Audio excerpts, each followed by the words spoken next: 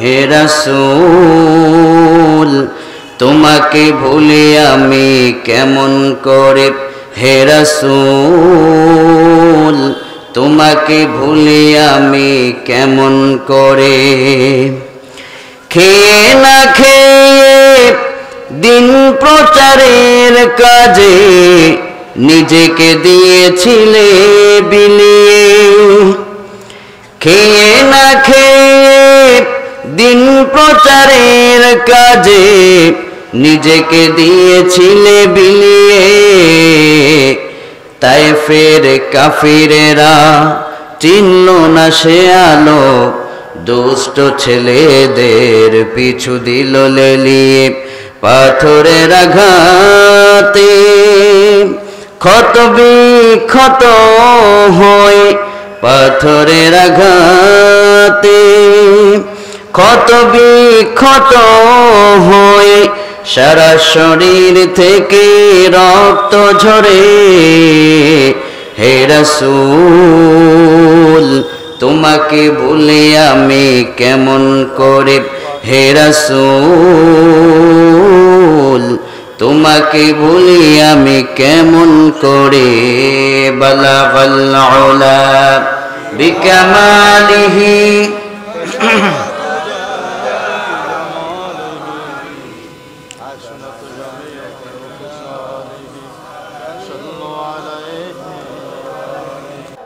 বেলাল রাদিয়াল্লাহু আনহু বিশ্বনবীর কথা শুনলেন যে মক্কা মুকাররমায় একজন নবী আছেন, এই নবীজির হাতে যদি কেউ হাতে হাত রেখে কালেমা পড়ে ঈমান গ্রহণ করতে পারে, তাহলে ওই মানুষটাকে একটা নয় দুইটা নয়, এরকম দুনিয়া যত বড় তার চাইতে 10 গুণ বড় একটা জান্নাত আল্লাহ পাক সবচাইতে নিম্নমানের মুমিনকে আল্লাহ দান করে দিবেন। কোন সুবহানাল্লাহ।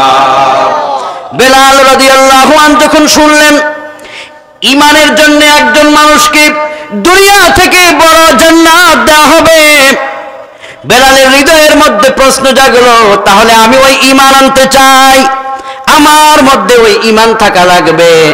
বেলাল আবার নবীজির সন্ধানে মক্কা মুকাররমার পথে রওনা করেছেন নবীজির কাছে। আল্লাহর হাবিবের দরবারে যে বলছেন, ওগো আল্লাহর হাবিব, আমাকে আপনি ঈমানের কালেমা পড়ায়া দেন, আমি আর এখন থেকে অকৃতজ্ঞ হতে পারি না, অকৃতজ্ঞ থাকতে চাই না। নবীজি বেলালকে কালেমা পড়াবার আগে বললেন, বেলাল যদি তুমি ঈমান আনো, ঈমানের কারণে হয়তো তোমার গলার মধ্যে ফাঁসির রশি ঝুলতে পারে। বেলাল রাদিয়াল্লাহু আনহু বলছেন, ঈমানের জন্য যদি আমার ফাঁসি কাস্টে একবার নয় 1000 বার যদি আমার ঈমান দেওয়া লাগে, তবুও বেলাল ফাঁসি কাস্টে ঝুলবে, ঈমান ছাড়তে পারে না। বিশ্ব নবী বেলালকে বললেন, বলো লা ইলাহা ইল্লাল্লাহু মুহাম্মাদুর রাসূলুল্লাহ সাল্লাল্লাহু আলাইহি ওয়াসাল্লাম। হযরত বেলাল রাদিয়াল্লাহু আনহু কালিমা পড়ে মুসলমান হয়ে গেলেন, ঈমানদার হয়ে গেলেন। এবার বিশ্ব নবী বললেন, রে বেলাল, ঈমান গ্রহণ করেছো ভালো কথা, কিন্তু তুমি তোমার ঈমানটাকে একটু গোপন রাখো, কেননা কাফিরেরা খবর পেলে পরে হয়তো তোমার উপর আক্রমণ চালাতে পারে। তুমি একজন গোলাম মানুষ, তুমি একজন চাকর মানুষ, আর তুমি যার বাড়িতে কাজ করো তোমার মনিব উমাইয়া কিন্তু ইসলামের বড় দুশমন। বেলাল রাদিয়াল্লাহু আনহু উমাইয়ার বাড়িতে যখন যায়, উমাইয়া হযরত বেলালকে ডেকে কয়, রে বেলাল, গোয়েন্দার তথ্য মতে খবর পেলাম তুমি নাকি আব্দুল্লাহর ছেলে মুহাম্মদ সাল্লাল্লাহু আলাইহি ওয়াসাল্লামের হাতে হাত রেখে ঈমান গ্রহণ করেছো, কথাটা সত্য নাকি? বেলাল জবাব দেয়, উমাইয়া, আমি তোমার বাড়ির গোলাম হতে পারি, তুমি আমার মনিব হতে পারো, কিন্তু মনে রাখো আজ আমি মক্কার মুহাম্মদ সাল্লাল্লাহু আলাইহি ওয়াসাল্লামের হাতে হাত রেখে শুধুমাত্র ঈমান আনিছি এমনটা নয়, বরং ঈমান আনার সাথে সাথে আমার তামাম জীবনটা আমি আমার আল্লাহর জন্য কুরবানি দিয়ে এসেছি। আমি শুধু ঈমান আনি নাই, আমি আমার জীবনকে আল্লাহর জন্য কুরবানি দিয়ে এসেছি। এবার উমাইয়া কয়, রে বেলাল, তোমারে খাওয়ায় কে? বেলাল কয়, যিনি আমাকে খাওয়ান আমি তার জন্য জীবন দিয়ে এসেছি। এবার উমাইয়া তেলে বেগুনে জেলে উঠল, বলছে বেলাল আমি তো তোমারে খাওয়াই আর আমি তো তোমারে বাঁচায় রাখছি। নাউজুবিল্লাহ। বেলাল চাকর হতে পারে, গোলাম হতে পারে। বেলাল রাদিয়াল্লাহু আনহু যখন উমাইয়া বলেছে আমি তোরে খাওয়াই আমি তোরে পালি, বেলাল সিংহের মতো দাঁড়িয়ে বলছে আমি তো ওই মহান সত্তার জন্য জান কুরবান করে এসেছি যিনি তোমার মতো উমাইয়াদেরকে খাওয়াইয়া বাঁচাইয়া পড়ায়া রাখে। তোমার মতো উমাইয়া আমার এক বিন্দু রিজিকের মালিক নও। আল্লাহু আকবার। স্বৈরাচারের সামনে, রাষ্ট্র সরকারের সামনে সত্যের মহা স্লোগান দিচ্ছে বেলাল। কি ঈমান! সে তো তাকে ভয় পেতে পারত যে উমাইয়া গোত্র সর্দার, কাফিরদের নেতৃত্ব দিচ্ছে উমাইয়া। উমাইয়ার টাকার গরম আছে, ক্ষমতার গরম আছে। উমাইয়ার সামনে আমি কেমনে ঈমানের কথা বলি? কিন্তু একজন মুমিন তার আল্লাহ ছাড়া পৃথিবীর কাউকে পরোয়া করে না। কোন ঠিক কিনা? It's get example Belal. এবার যখন বেলাল গরম হয়ে গেলেন, উমাইয়া বলল রে বেলাল, ঈমান আনার পর একদিন যায় নাই, এখনই তোমার শরীরের মধ্যে গরম চলে আসছে, তোমাকে গ্রেফতার করা হবে। হযরতে বেলালের হাতের মধ্যে গ্রেফতারি পরোয়ানা জারি হয়ে গেল। উমাইয়া বলল আগামী দিন সকাল 10টা 10 মিনিট পর্যন্ত সময় দেওয়া হলো, এই সময়ের ভিতরে তুমি ঈমান ছেড়ে দিবা।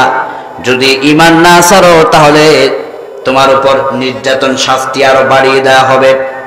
বেলাল রাদিয়াল্লাহু আনহু ঈমান কাকে বলে?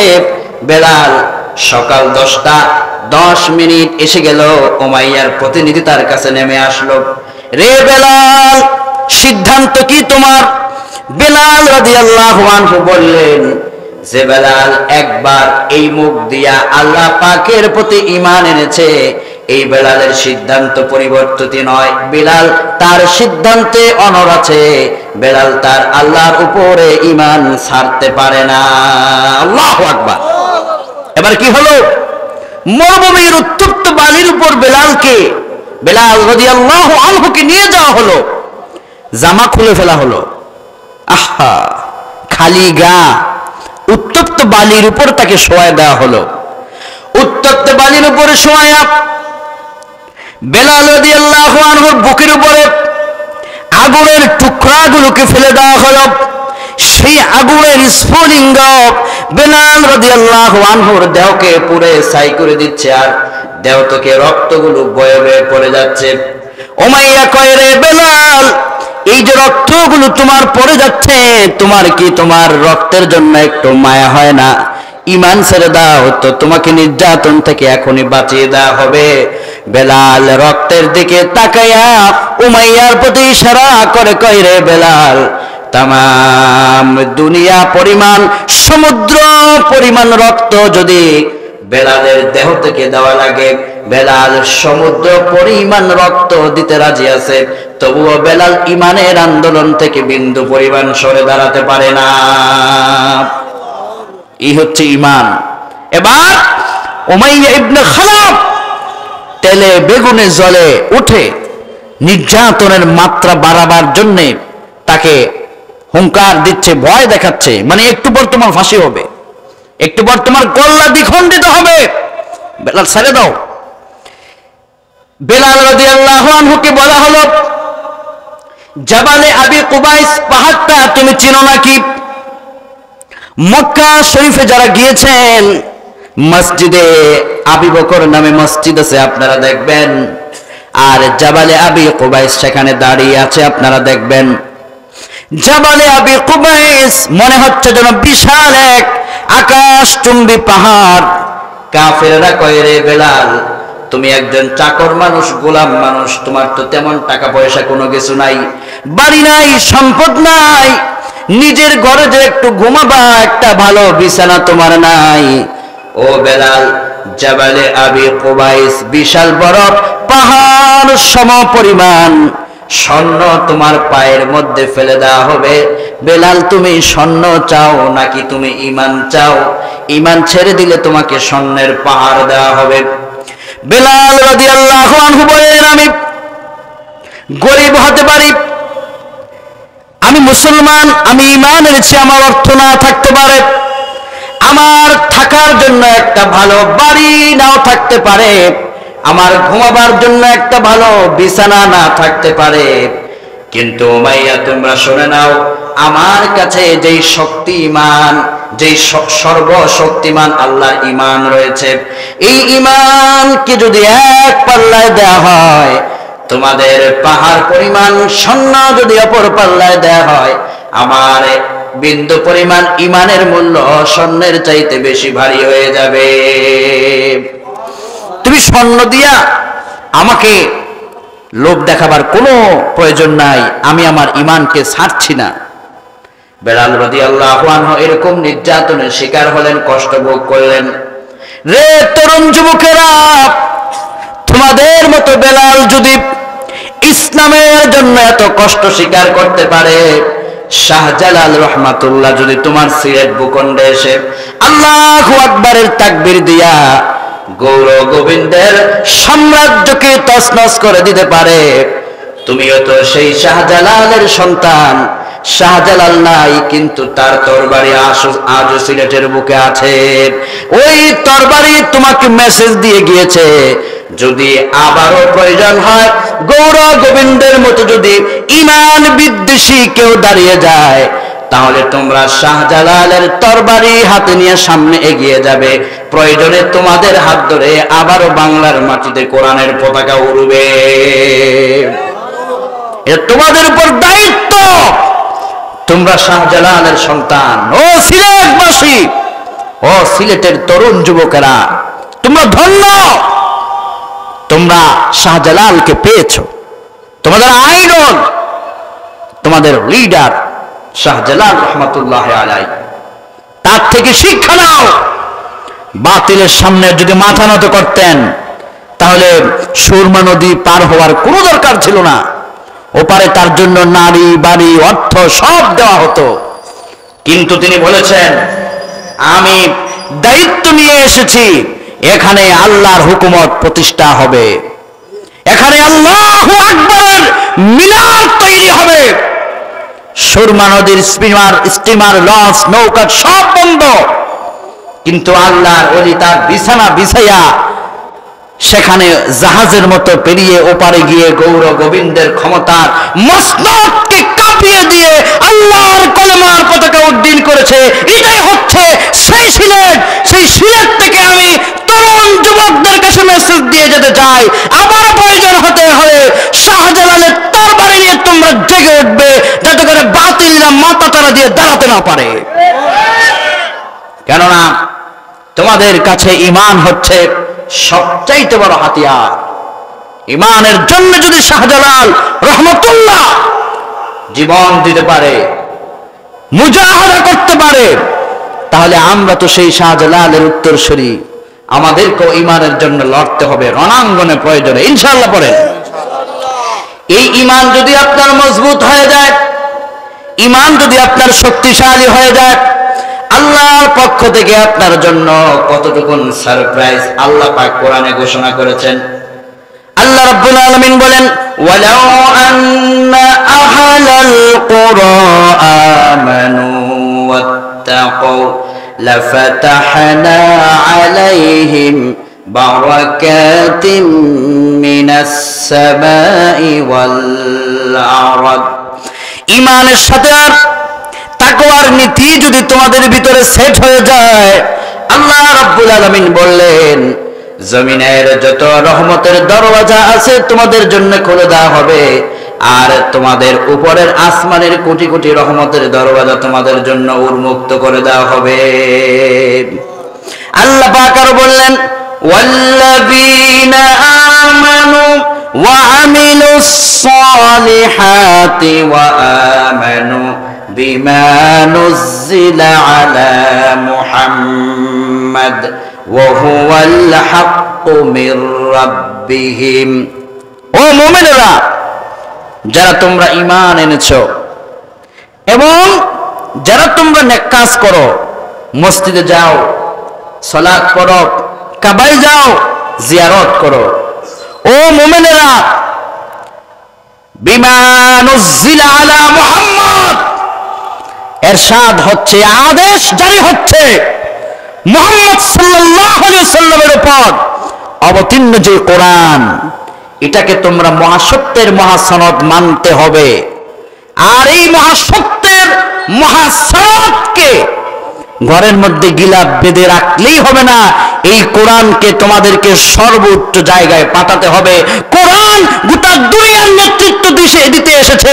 কোরআন ঘরের ভিতরে প্যাকেটের ভিতরে পড়ে থাকতে আসে নাই, কোন ঠিক কিনা? কোরআন এসছে নেতৃত্ব দিতে, গোটা দুনিয়ার নেতৃত্ব দিবে কোরআন। এটা আল্লাহ পাকের কালাম কোরআন। অথচ আমরা মানুষের তৈরি করা কনস্টিটিউশন দিয়ে এই বাংলাদেশ চালাচ্ছি। মানুষের তৈরি করা কনস্টিটিউশনের কারণে বাংলাদেশে শান্তি নাই। সচিবালয়ের মতো জায়গা আগুন দিয়ে জ্বালায় দেয়। দেশের ভিতরে ভালো মানুষ কত আছে এবার লক্ষ্য করুন। যে হোক, এই কাগজপত্র তো আমার দেশের, এই সম্পদ তো আমার। তা আমার দেশকে সারা দুনিয়ার বুকে ভিক্ষার থলে দিতে চায় কারা? যারা বাংলার মাটিতে আল্লাহর কোরআনের সংবিধান চায় না তারা, এখন ঠিক কিনা? যারা কোরআনকে চায় তারা দলমত নির্বিশেষে ঐক্যবদ্ধ হয়ে আল্লাহর কোরআনকে তারা সবার উপরে রাখবে। মহাসনদ। আজকে সারা দুনিয়া তাকায় দেখেন, কোরআনের কাছে সব নত হচ্ছে। আর এই কোরআনের জন্য সাহাবায়ে কেরাম জীবন দিয়েছেন।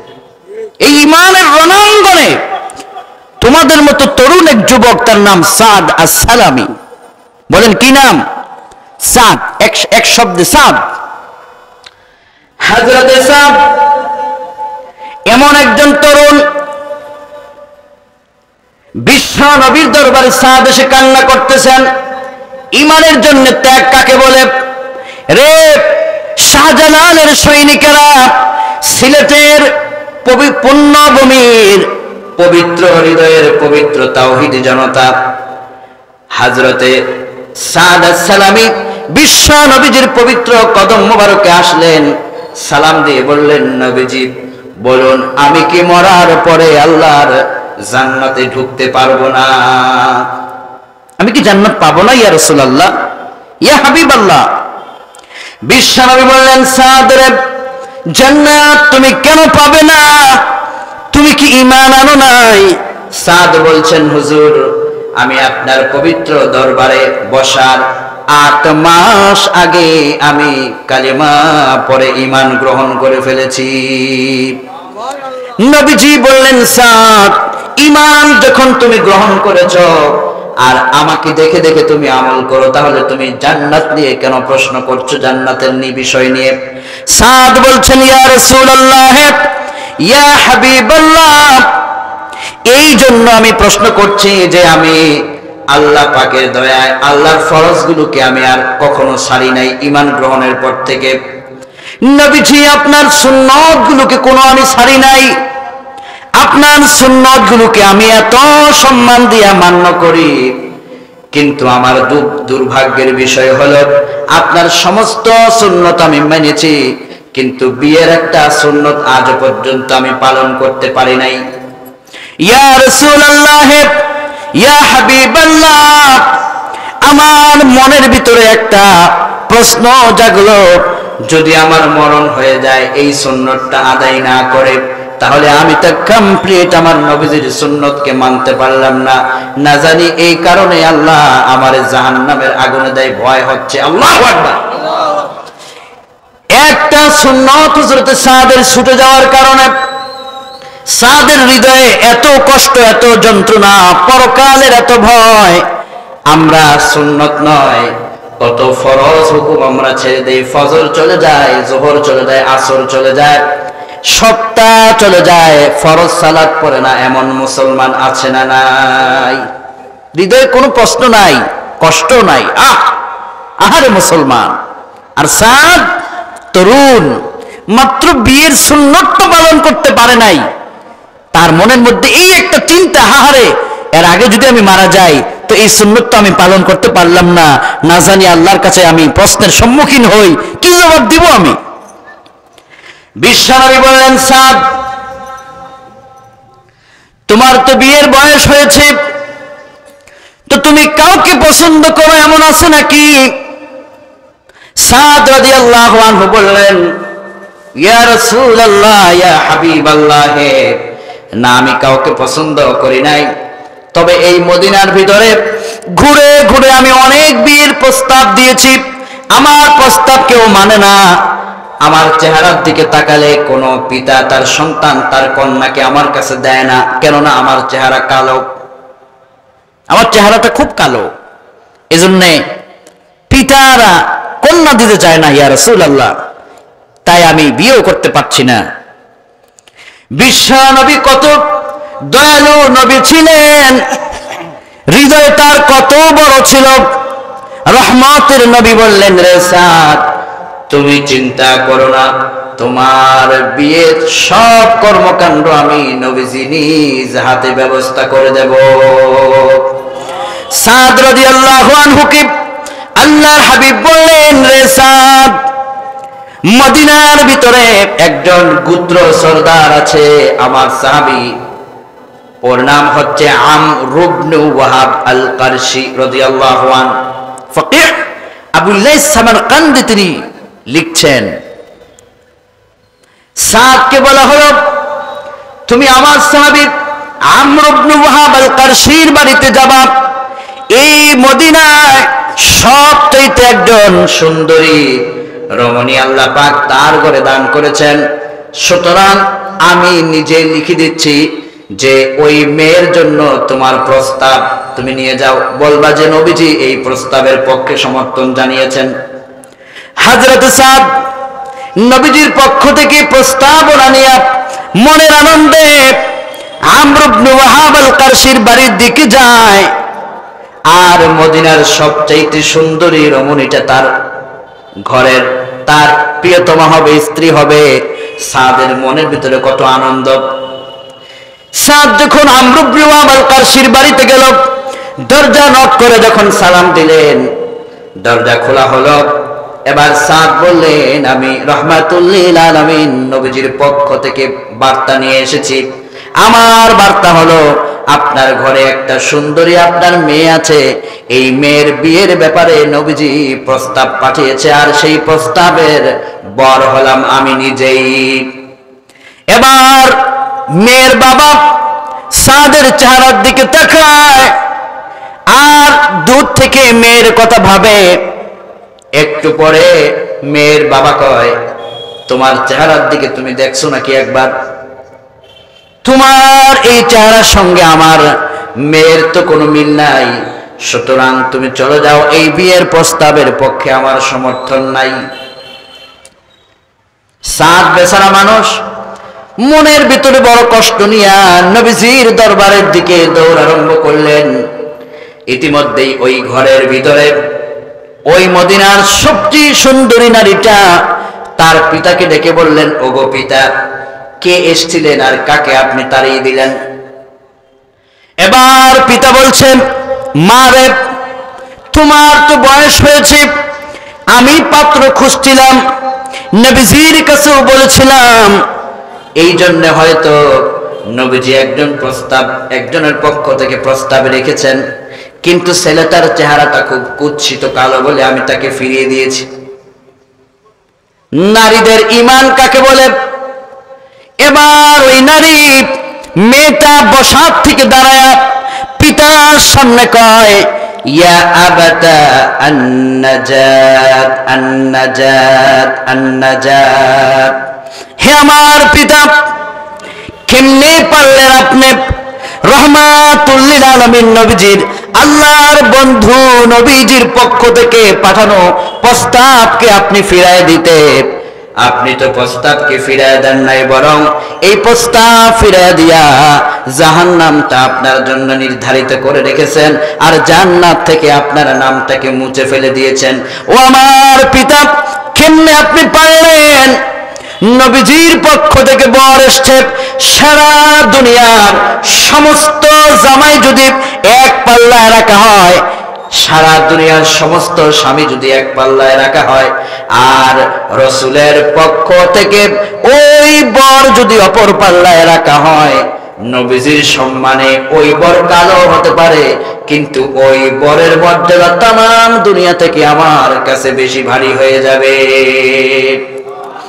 আমি নবীর পক্ষ থেকে পাঠানো প্রস্তাবে রাজি হয়ে গেলাম। বাবা, আপনি এই মুহূর্তে বিশ্ব নবীর দরবারে দৌড় আরম্ভ করেন, নবীজির পায়ে ধরে গিয়া ক্ষমা চান, আর আপনি সমর্থন জ্ঞাপন করে দেন। আমর ইবনে ওয়াহাব আল কারশি দৌড় আরম্ভ করলেন নবীজির দরবারের দিকে।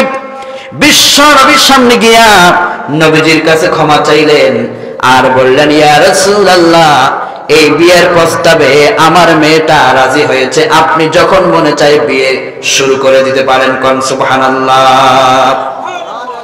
আমর ইবনে ওয়াহাব আল কারশি বিদায় নিল, মেয়ের সব দায়িত্ব নবীর হাতে তুলে দিয়ে চলে গেল।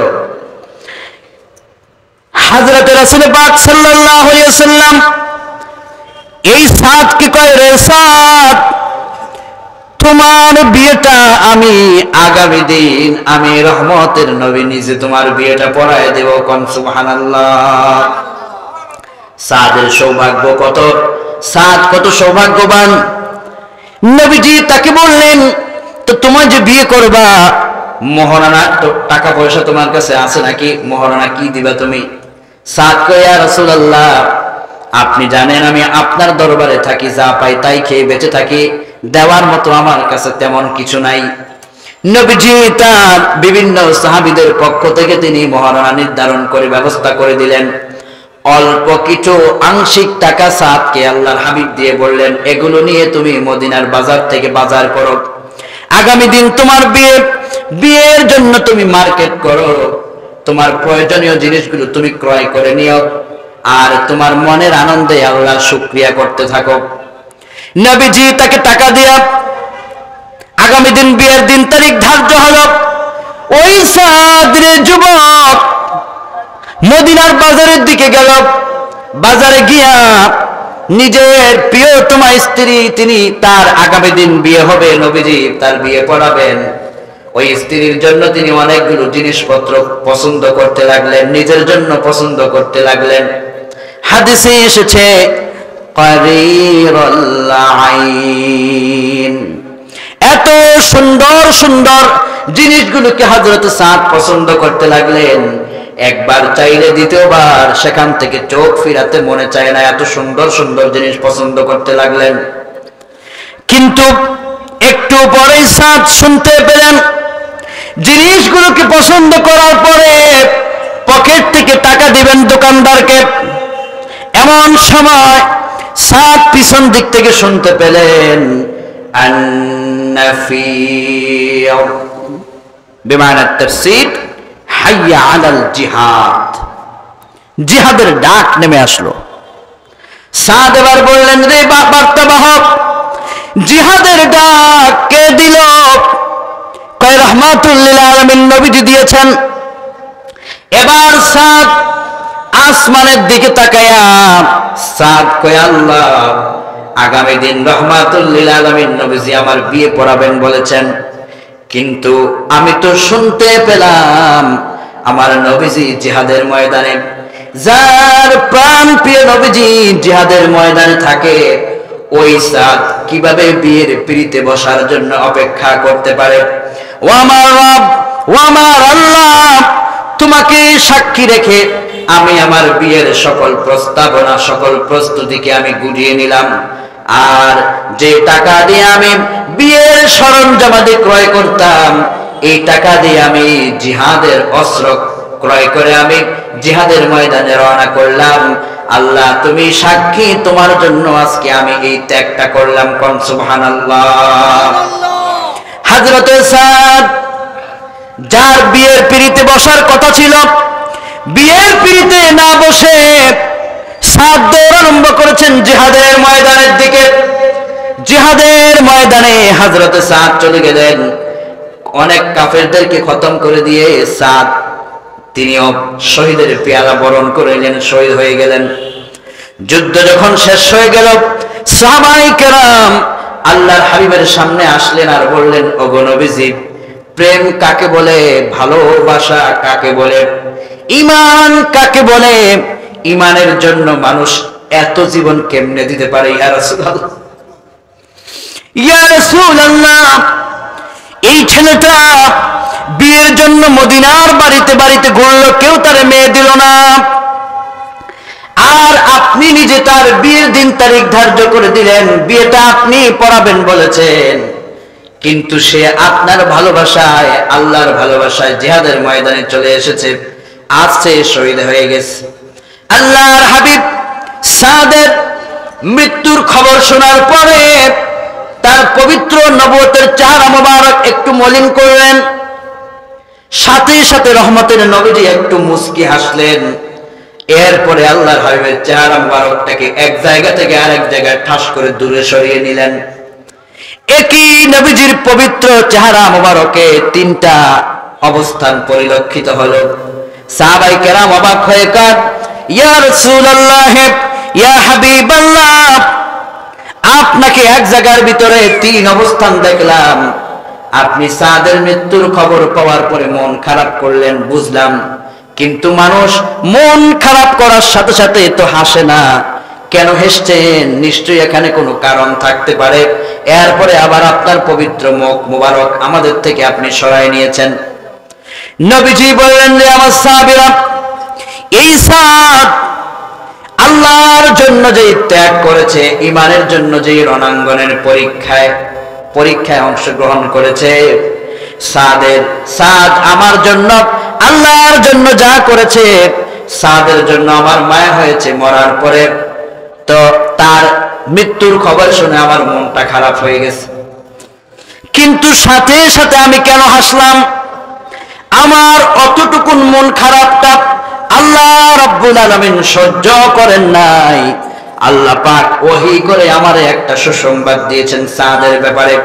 ওগো আমার পেয়ারা হাবিব, আপনি চিন্তা করবেন না, মনে কষ্ট নিবেন না, সাদ শহীদ হয়েছে, মনে কষ্ট নিবেন না।